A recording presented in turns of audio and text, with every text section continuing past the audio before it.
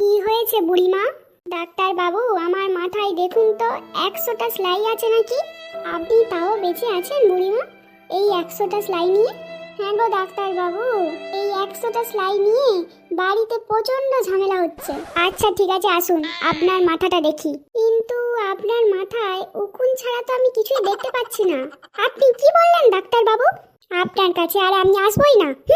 আচ্ছা আচ্ছা বুড়িমা, শুনে দাও, কথা আছে, শুনে দাও। যা, চলেই গেল, আমার আর টাকাটা দিয়ে গেল না।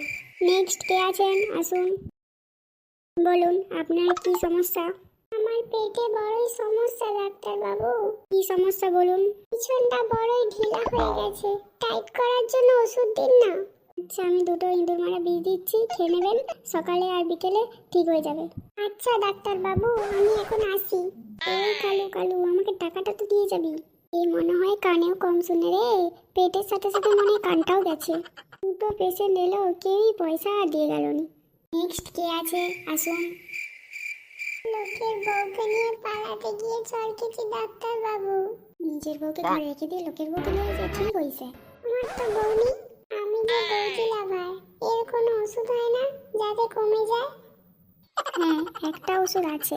কি ওষুধ ডাক্তার বাবু? তাড়াতাড়ি দিন। প্রতিদিন সকাল থেকে সন্ধ্যা পর্যন্ত চোখ বন্ধ করে হাঁটবি, এটাই হচ্ছে তোর বড় ওষুধ। ঠিক আছে ডাক্তার বাবু। তোর কাছ থেকে আর টাকা নেব না। দুটো পেশেন্ট এলো, তারা টাকাই দিল না, আর তুই কি করে দিবি? তুই তো লোকের হাতেই মার খেয়ে বসে আছিস। যা, বাড়িতে গিয়ে রেস্ট নে, যা যা। কি দেখছেন বন্ধুরা?